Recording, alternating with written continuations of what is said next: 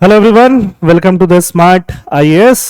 तो अभी हम लोग करने वाले हैं प्री सिक्योर 23 जनवरी 2025 का। तो प्री सिक्योर में क्या होता है? 5 एमसीक्यू, क्योंकि प्रीलिम्स में क्या आता है? MCQ based on the current affairs पे बेस्ड एमसीक्यू होगा, जिसके जिन टॉपिक्स को आने के चांसेस ज्यादा हैं प्रीलिम्स में, चाहे वो यूपीएससी प्रीलिम्स हो चाहे APSC prelims, we are doing those topics. ठीक है, तो एक एक करके स्टार्ट करते हैं। This 5 topics we are going to cover today. Turmeric board of India. Turmeric you understand, हल्दी। क्वाड्रेंटिड्स क्या है? Meteor shower is the term जो इसके साथ एसोसिएटेड है। Terms related to the black hole हमने बहुत बार सुना है, उससे रिलेटेड चीजें हैं। WIPI world intellectual property index and protected planet report. तो ये 5 क्वेश्चन हम करने वाले हैं। This all are based on the current affairs. Starting with question number 1, with reference to the turmeric production and the recently established turmeric board in India. India में अभी recently क्या establish हुआ है? Turmeric board of India. Consider the following statement. तो turmeric board of India establish हुआ है, तो इसके बेसिस पे हमें यह स्टेटमेंट कंसीडर करना है। First, turmeric is a perennial herbaceous plant. Perennial मतलब जो हमेशा ग्रो हो सकता है, ठीक है। That belong to the ginger family. Ginger जो है अदरक, जिंजर फैमिली से टर्मरिक बिलोंग करता है। अगर ये आपको स्टेटमेंट पता है तब तो आप कर पाओगे, नहीं पता है तो नहीं कर पाओगे। But this statement is correct, ठीक है। क्योंकि कैसे पता है? क्योंकि सही है। The turmeric board operates under ministry of agriculture. Ministry of agriculture के अंदर ये काम नहीं करता है, ठीक है, दूसरी मिनिस्ट्री के अंदर काम करता है। अभी हम देखेंगे मिनिस्ट्री ऑफ बाकी मिनिस्ट्री जो होती हैं उसके अंदर। Turmeric thrives in a warm climate. और टर्मरिक को टेम्परेचर कितना चाहिए? 20 से 30 के बीच का। बहुत गर्म भी नहीं, बहुत ठंडा भी नहीं। 20 डिग्री इज वार्म, है ना। एंड हाई एनुअल रेनफॉल, बारिश बहुत चाहिए। तो this is very correct. First is correct, third is correct. The headquarter of the turmeric board is located in Tamil Nadu. Tamil Nadu में लोकेटेड नहीं है, तेलंगाना में लोकेटेड है। तो स्टेटमेंट फोर्थ क्या है? गलत है। सेकंड मिनिस्ट्री ऑफ कॉमर्स के अंदर है, इसलिए गलत है। First and 3 are correct. 1 and 3 कहां पे मिलेंगे आपको? कौन से ऑप्शन में? सी। तो option C will become correct, ठीक है। अब हम एक एक करके स्टेटमेंट को एनालाइज करते हैं। अगर आपको इसके बारे में पता है तो अच्छा है, नहीं पता है तो जान लो। Turmeric is a perennial rhizomatous herbaceous plant belonging to the ginger family. 2 क्यों इनकरेक्ट है? क्योंकि यह ministry of commerce and industry के अंदर आता है। टर्मरिक बोर्ड ऑफ इंडिया अभी नया नया बनाया गया है। स्टेटमेंट 3 करेक्ट है। वार्म क्लाइमेट, 20 से 30 डिग्री, हाई रेनफॉल चाहिए। और कौन कौन से स्टेट्स हैं इंडिया में? महाराष्ट्र, तमिलनाडु, आंध्र प्रदेश, तेलंगाना, मध्य प्रदेश, मेघालय, ऑलमोस्ट बहुत सारे स्टेट्स में इंडिया में टर्मरिक ग्रो किया जाता है। 4 क्यों इनकरेक्ट है? हेडक्वार्टर टर्मरिक बोर्ड का कहां पे बनाया गया है? निजामाबाद, तेलंगाना। तो headquarter is very very important, ठीक है। न्यूज में क्यों है? Ministry of commerce and industry launched national turmeric board with its headquarter at Nizamabad, Telangana. तो this becomes very very important for your prelims examination. India में बहुत सारे टर्मरिक के वेराइटीज भी हैं, है ना। अरमूर टर्मरिक है निजामाबाद से ही, जिसको जीआई टैग मिला हुआ है। Lakadong turmeric is from Meghalaya which has got GI tag. GI मतलब ज्योग्राफिकल इंडिकेटर, उस ज्योग्राफी में वो होता है। क्वेश्चन नंबर 2, क्वाड्रेंटिड्स क्या है? तो quadrantids are nothing but meteor shower. Quadrantids क्या है? Annual meteor shower which peak during early January each year. जो अर्ली जनवरी में पीक होते हैं मीटियोर शावर, उसी को हम क्या बोलते हैं? क्वाड्रेंटिड्स।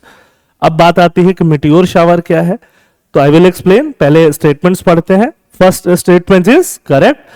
दे are known for their bright fireball meteors. Bright fireball जैसा, आग जैसा क्या होता है? मीटियोर।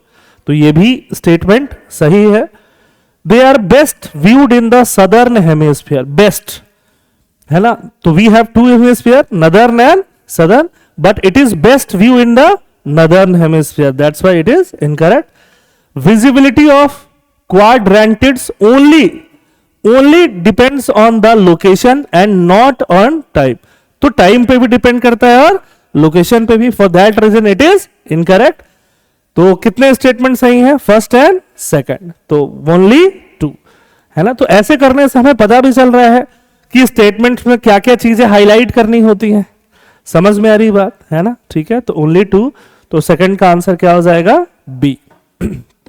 अब देखो मीटियोर शावर क्या है ना. ऐसा करके आपको दिखेगा अर्थ जो है, earth is revolving around the sun, that we already know. तो यह अर्थ रिवॉल्व कर रही है और पूरे यूनिवर्स में अलग अलग सेलेस्टियल बॉडीज भी रिवॉल्व कर रही हैं. तो कई बार जो सेलेस्टियल बॉडीज रिवॉल्व करती हैं उनके आसपास डस्ट और बाकी चीजें बहुत होता है ना. तो वही डस्ट जब अर्थ के अराउंड आने लगता है, ठीक है, तो वो एक चार्ज मीटियोर शावर ऐसे लाइट्स की तरह आता है. A meteor shower is a celestial event that occurs when earth passes through a stream of debris left behind by a comet or asteroid. Comet asteroid क्या है? ये भी celestial particles हैं, bodies हैं, not particles. The debris burns up in earth creating streaks of light. ये debris air के friction की वजह से क्या होते हैं? बर्न हो जाते हैं. बर्न होंगे तो क्या होगा? लाइट आएगा. तो ये ऐसे दिखेगा. ये डेवरीज थे जो बर्न होके क्या बन रहे हैं? लाइट. इनको हम शूटिंग स्टार भी बोलते हैं क्योंकि नाइट स्काई में ये बहुत अपीयर होता है. समझ में आ गई बात? ठीक है, मीटियोर शावर, तो आंसर इज बी. ठीक, ऐसा कुछ दिखेगा. This is meteor shower. Lightning अलग चीज है, मीटियोर शावर अलग चीज. Consider the following statement regarding black hole. Black whole is always in the news. तो ब्लैक होल के बारे में हम डिटेल में समझेंगे आज का ही डेली करंट अफेयर्स में. पहले इन तीनों स्टेटमेंट्स को देखते हैं. Black hole, event horizon is the boundary around the black whole. एक ब्लैक होल एक बहुत छोटा बट डेंस सेलेस्टिकल बॉडी होता है जो बिल्कुल डार्क होता है. कैसा होता है? डार्क, अंधेरा. तभी उसका नाम क्या है? Black hole. ठीक है, that's why the name is what hole? Black hole. एकदम ऐसा ब्लैक जैसा होगा. ठीक है, अब ब्लैक होल के अराउंड में क्या होगा? ब्लैक होल के अराउंड में ऐसे ऐसे लाइटिंग होगी. तो ब्लैक होल को क्या बोल सकते हैं हम लोग? ब्लैक होल को हम लोग बोल सकते हैं, ठीक है, सिंगुलरिटी बोलते हैं. ये जो ब्लैक होता है उसको क्या बोलते हैं? Singularity. The singularity is the central region of a black hole where density and gravity are infinite. इस छोटे से पार्ट का जो डेंसिटी होता है बहुत एक्सट्रीमली डेंस होता है. तो जितना डेंसिटी होगा उतना ही ग्रेविटेशनल फोर्स होगा. ठीक है, and the known law of physics break down. यहां जो नोन लॉ ऑफ फिजिक्स है वो ब्रेक डाउन हो जाता है. Event horizon is the boundary. ये जो बाउंड्री है इसको क्या बोलते हैं? Event horizon. Around a black whole from which even light can not escape. इससे लाइट भी बाहर नहीं निकल सकता है, बाउंड्री से बाहर. ठीक है, तो that is point of no return. इसके बाहर ही रिटर्न पॉसिबल है. Gravitational lensing caused by a black hole occurs due to the bending of space-time which magnifies and distorts the light from object behind it. है ना? What is gravitational lensing? अगर light भी escape नहीं हो पाता है तो लाइट यहां से क्या हो जाता है? रिफ्लेक्ट हो जाता है. ठीक है, या जो चला गया बाकी रिटर्न नहीं हो पाता है. तो जो भी ऑब्जेक्ट बिहाइंड होते हैं वो बिहाइंड वाले ऑब्जेक्ट और ज्यादा क्या दिखते हैं? बड़े दिखते हैं, मैग्नीफाई दिखते हैं. उसको क्या बोलते हैं? Gravitational lensing. ब्लैक होल में क्या होता है? बहुत हेवी ग्रेविटेशन. तो ग्रेविटेशन की वजह से जो लेंसिंग हो रहा है उसको हम क्या बोल देंगे? Gravitational lensing. तो all the statements are very very correct. Statement क्या हो जाएगा? आंसर डी हो जाएगा. ठीक है, इसके बारे में हम लोग आज का ही डेली करंट अफेयर्स में अच्छे से समझेंगे. देखो ये ब्लैक होल का क्या है? सिंगुलरिटी, है ना. इसके अराउंड क्या है? ये आपका है ना पूरा यहां पे रिवॉल्व करता हुआ इवेंट हॉरिजन. समझ में आ रही बात? और यहां पे ब्लू रंग का क्या है? एक क्रिएशन डिस्क. ये इतना हैवी ग्रेविटेशन फील्ड का होता है कि आसपास के सारे सेलेस्टियल बॉडीज को अपने अंदर खींचता जाता है कि आ जाओ आ जाओ, ऐसे करके होता जाता है. Fourth question world intellectual property indicators 2024 के बारे में है। इसको किसने पब्लिश किया? इंटेलेक्चुअल प्रॉपर्टी क्या है? इंटेलेक्चुअल प्रॉपर्टी इज पेटेंट्स, है ना, कॉपीराइट्स, इन सबको क्या बोलते हैं हम लोग? Intellectual property. वो इंडिकेटर क्या वर्ल्ड बैंक ने लॉन्च किया है? वर्ल्ड बैंक ने लॉन्च नहीं किया है। India has secured A spot in global top 10। India को किसमें स्कोर मिला है? टॉप 10 में, 2024 वाले में, है ना। किसमें? पेटेंट में, ट्रेडमार्क में और इंडस्ट्रियल डिजाइन्स में। India recorded the fastest growth in patent application in 2023। India ranked first globally in trademark. तो फर्स्ट तो नहीं होगा इंडिया, समझ में आई बात? ठीक है, these all are factual, if you know you know, if you do not know please avoid, skip in the examination. तो वर्ल्ड बैंक नहीं है ये रिपोर्ट लेट दिसंबर की है।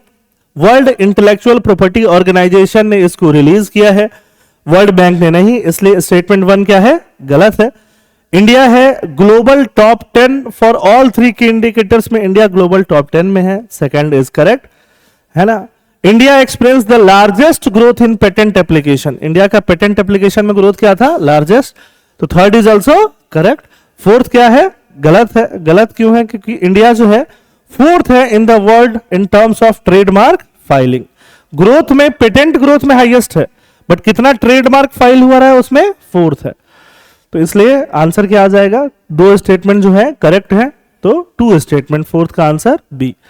ये है world intellectual property indicators 2024। India का रैंक क्या है? टॉप 10 में है। इंडिया रैंक फोर्थ ग्लोबली इन ट्रेडमार्क फाइलिंग। ट्रेडमार्क फाइलिंग में हम कितना है? फोर्थ में। ठीक है, ठीक है। Last question for the day, the protected planet report 2024 is the first report to fully assess the global status. ये प्रोटेक्टेड प्लैनेट रिपोर्ट है, ये फर्स्ट ऐसा रिपोर्ट है जो फुली एसेस कर रहा है इनका ग्लोबल स्टेटस। इसमें किस चीज का ग्लोबल स्टेटस एसेस कर रहा है? देखो, इसमें से बायोलॉजिकल डाइवर्सिटी पे कन्वेंशन 1992 से होते हुए आ रहा है, वो हम पता है।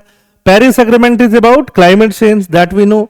तो 2015 में पेरिस एग्रीमेंट हुआ था, तो उसका असेसमेंट तो हो ही रहा है ना उसके बाद से, तो obviously this can not be the answer. ठीक है, इस ग्लोबल ओशियन अलायंस भी लास्ट ईयर हम बात कर रहे हैं, तो इसका जो आंसर है वो आंसर है कनमिंग मॉन्ट्रियल ग्लोबल बायोडाइवर्सिटी फ्रेमवर्क। ठीक है, ये फैक्चुअल क्वेश्चन है, अगर हमें पता है तो ठीक है, नहीं पता है तो एटलीस्ट हमने थोड़ा सा ब्रेन अप्लाई करके 2 ऑप्शन तो काट दिया, क्योंकि ये 1992 से चल रहा है। तो क्या पहली बार ही ग्लोबल स्टेटस अभी जाके मेजर होगा? नहीं होगा, है ना। 23 ईयर्स 32 ईयर्स से चल रहा है, तो ऑब्वियसली इसका हो गया होगा। ये भी 2015, क्लाइमेट चेंज सबसे हॉट टॉपिक है ना, तो हर साल तो कुछ ना कुछ हो ही रहा होगा उसमें। अभी 10 साल बाद थोड़ी इसका अपडेट हो रहा होगा, तो ऐसे भी दिमाग लगा कि हम ऑप्शन को नलिफाई कर सकते हैं। ठीक है, answer is C, the protected planet report is the first to comprehensively examine the global status of protected and conserved area, protected and conserved area in the target 3 of Kunming Montreal global biodiversity framework. तो इसका target 3 क्या बोलता है? Target 3 aims to increase the world wide network of protected and conserve area to 30%। Conserve and protected area, India में जो भी tiger reserve वगैरह है, नेशनल पार्क वगैरह है, वो सब क्या है? Conserve and protected area. उसको पूरे वर्ल्ड में कितना % लेके जाना है? 30%। Indigenous people and local population को क्या दिलाना है? राइट्स। तो उसके ऊपर ये क्या था? Protected planet. प्लैनेट में 30% पार्ट को प्रोटेक्ट करो, कंजर्व करो। ठीक है, उसी के ऊपर ये Kunming Montreal global biodiversity framework भी है। This is about Kunming Montreal global biodiversity framework. ठीक है, इसमें बहुत सारा कुछ है, इतना हमें जानने की जरूरत नहीं है। This is all about the pre secure today. Thank you, जय हिंद।